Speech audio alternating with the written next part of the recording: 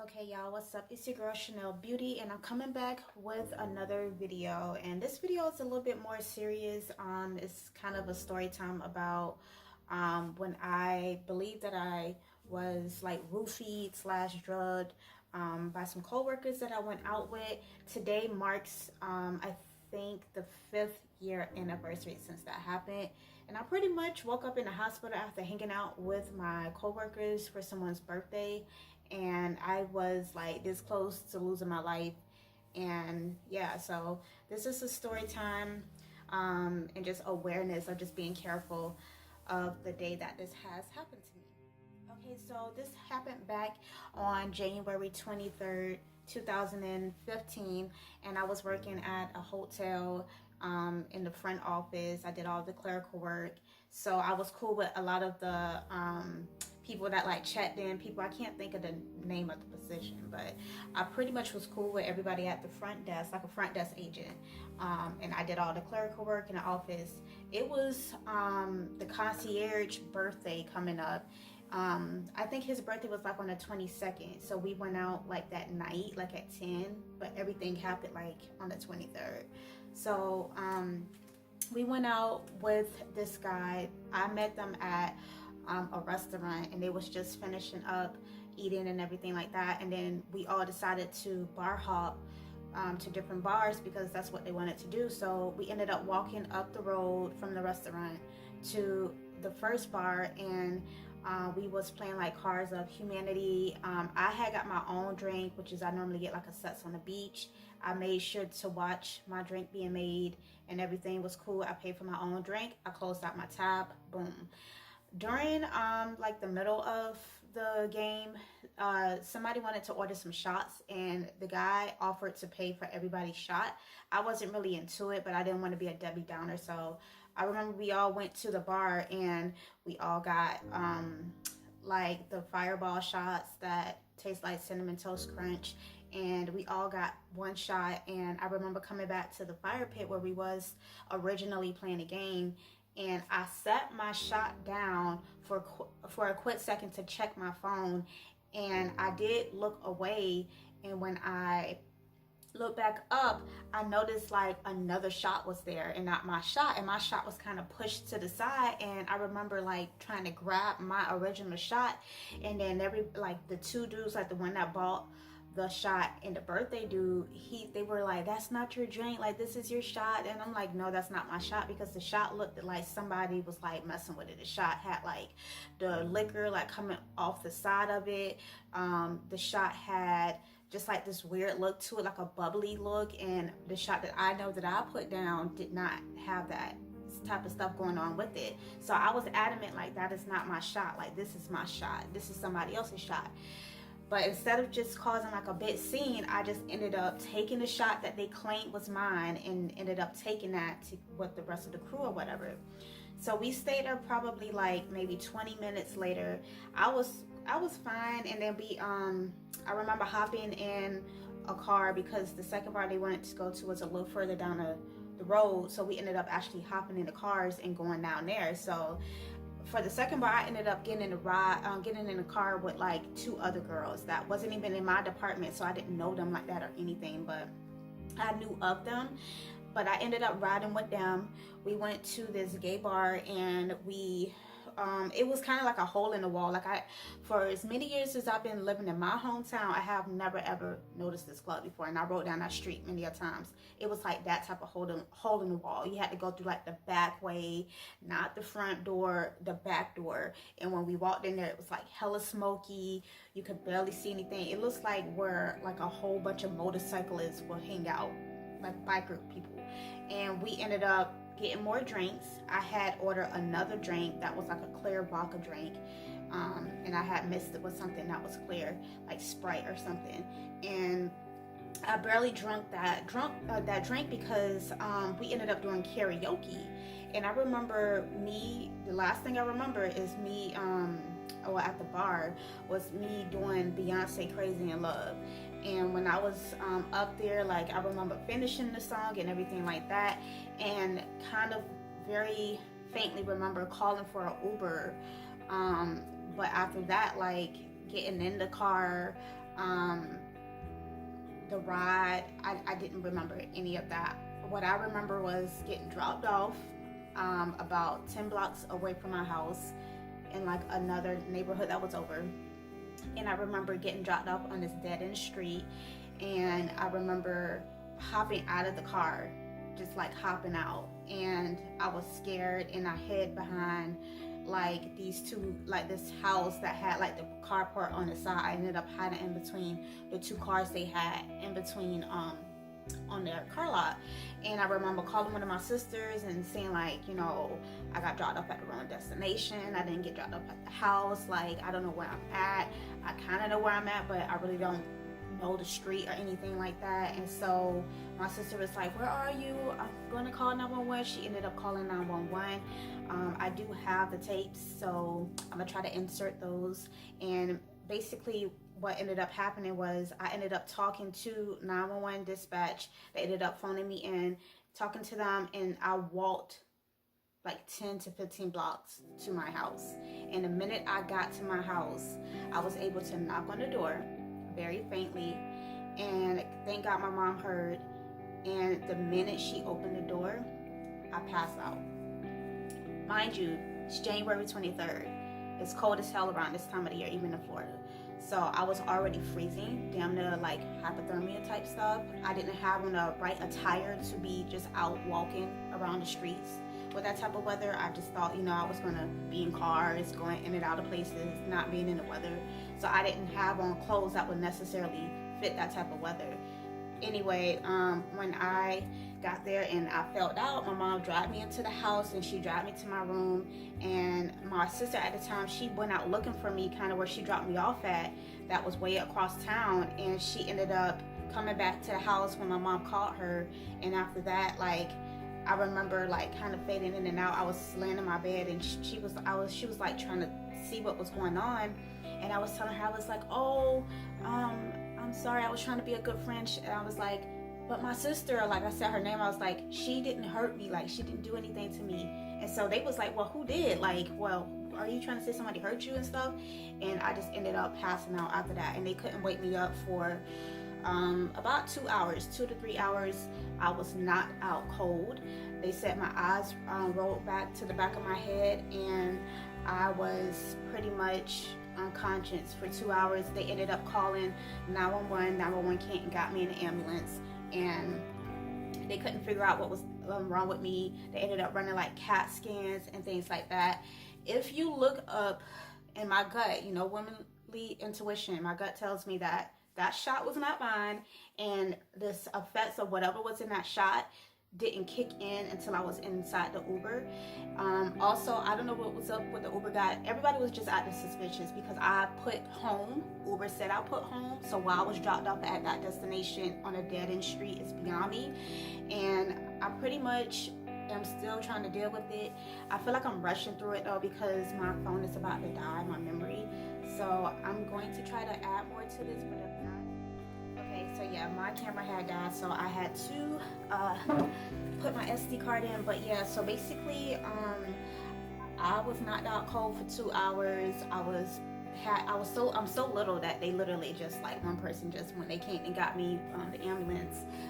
Literally one person just scooped me up and carried me out like that. And I kind of remember like it's very like being in a coma, but I don't think I was in a coma. But I was just knocked out cold. But I pretty much can kind of like hear things, like how they say people in coma can still hear you. They can't respond, but they know kind of what's going on and stuff like that. I kind of remember like the ride to the ambulance and just all of the commotion that was going on inside of the truck. I remember kind of like the noise of the gurney being rolled into the hospital. I remember right before like I woke up, just like hearing my family members talking amongst me and kind of moving in and out of the room, and you know, trying to wake me up and like shaking me, but like I could hear them and I knew what was going on and stuff like that. But I was like at a weird state. I don't even know what was wrong, what was going on, what type of state, I guess you could say, I was in, because I do remember like them calling me and stuff, and I couldn't answer them, and in a way I didn't want to answer them, like, because I was like at such a peaceful, like relaxed state, and just so like warm, and just I was comfortable, and I didn't answer them, and I really never felt that, I guess you could say, relaxed before, and just kind of like no worries type of situation. And you know, eventually I did ended up like slowly opening my eyes and kind of being like, I remember like when I first woke up, even though I could like hear things that was going on, like when you first get back into like your awake conscience, you still are going to be kind of like taken aback. So I remember when I first woke up, I was like thinking to myself, like, what happened? Like, why am I in the hospital? Why is my family here? I was like in ICU. So I had like the big room where like all of my family could come in at once. And I remember like thinking like, did I get in a car accident? Like, I remember being out with friends, and that's all I really kind of remember at that time. And I just remember being like, okay, I'm not in pain. What's going on? Like, why am I here? And then a cop was sitting there, and she asked me if I mind her asking some questions. And she took me into like another room from like pretty much on like the other side of ICU, like on the other side of my wall. And she was like, you know, do you feel like you've been touched? Do you feel like you've been like violated or anything like that? And I was like, she was like, do you feel like you had sex? And I was like, no, but I was like, I still don't know what happened to me though. Like, I was like knocked out cold. So I remember specifically asking her for a rape kit, and me being like, you know, I will still want one done, even though I don't feel like I had sex or anything. I still want one done. And the reason why she was asking me that is because my people, they're all in like the medical field, and they told her like from what they had seen with me, like I was like, my clothes was disheveled when I got there to the house. My eyes was rolling back in the back of my head. I was slurring my speech. Of course I was drinking, so I was like a little tipsy, but they were like, it wasn't like a drunk type of gaze in my eyes and just behavior. It was like somebody being drugged. And the fact that I was knocked out cold, I've been tipsy and drunk in my life, and I had never been knocked out cold. Like, I know some people do that, but they were like, just from their medical experience, it literally looked like I was like drugged. And the fact that I really don't remember everything that night, it's just, it adds to the fact that that could have happened.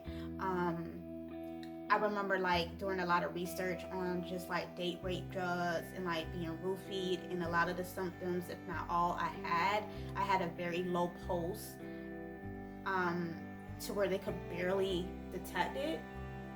That's one of the big signs with it. Memory loss. I don't remember like half of that. Just being knocked out cold. That's how people can take advantage of you, hence date rape drug. It was something else. It's like slow heartbeat, and just like things like that. So I don't know for sure, because they never did a rape kit on me, but they did CAT scans and stuff, and they said they didn't find any like abnormal things with my brain. This is when I was knocked out cold, and they couldn't figure out why I wouldn't wake up. They said like they couldn't find anything like that. I think they did blood tests and stuff, and I don't think they really found anything. What else? But I never got my rape kit done, and I even had like another cop come like the next day. I got released like the next day. I stayed in there overnight, and I got released like, I went out at 10 p.m., came home around 1, 2, and was rushed to the hospital around like 2, 3 in the morning. And I got out of the hospital like 12, 1 o'clock in the afternoon the next day, which was a Sunday.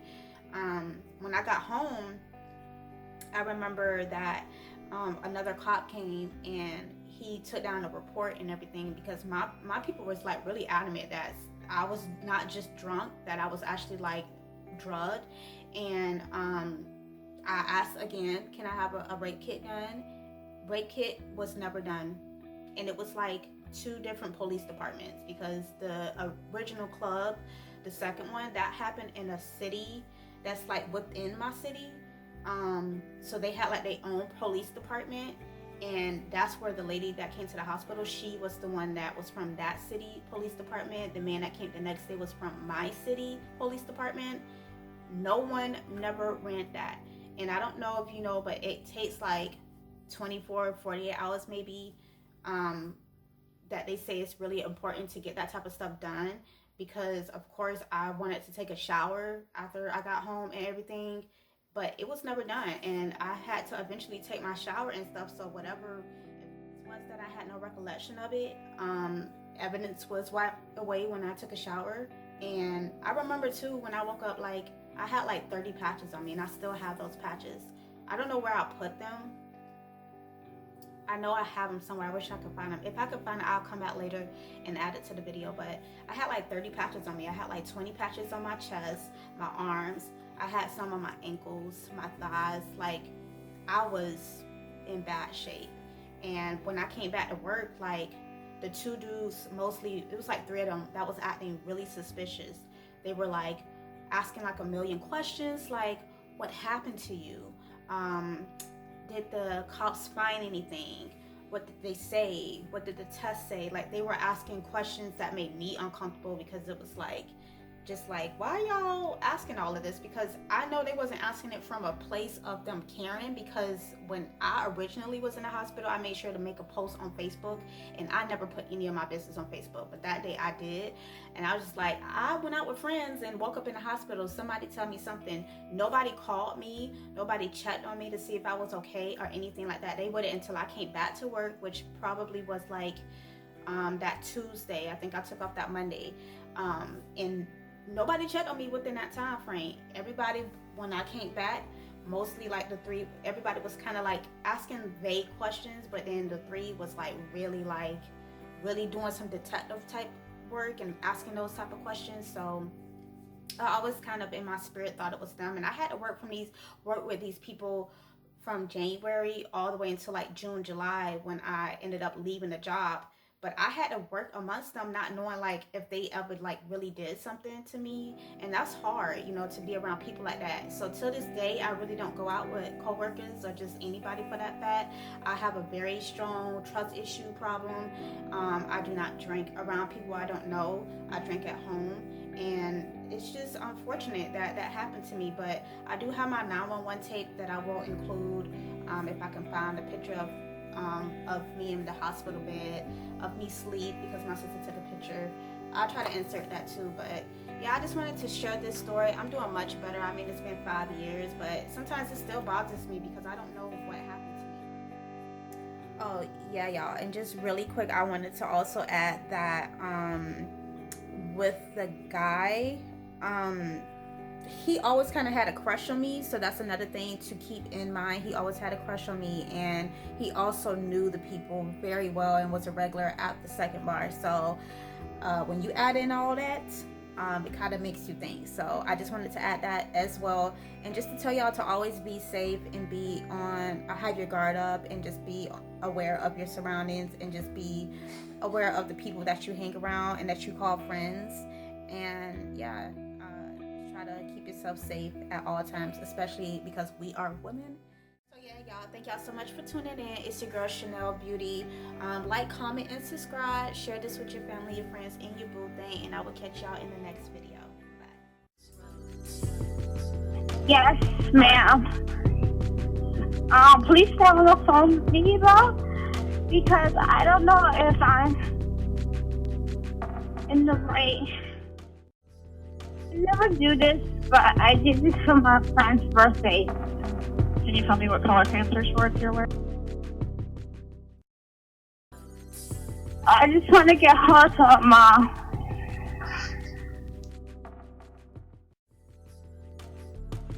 I gotta get up for work in the morning.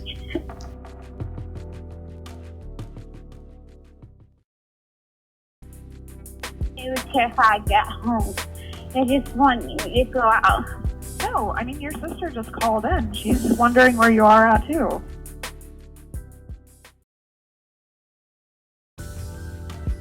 And he fucked me up this time.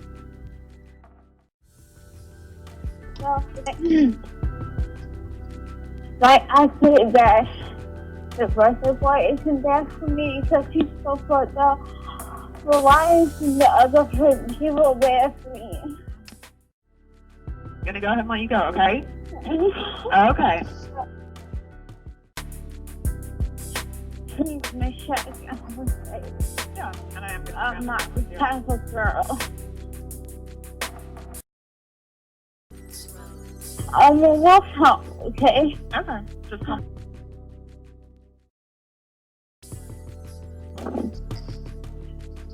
Now you get in the door and that'll be okay.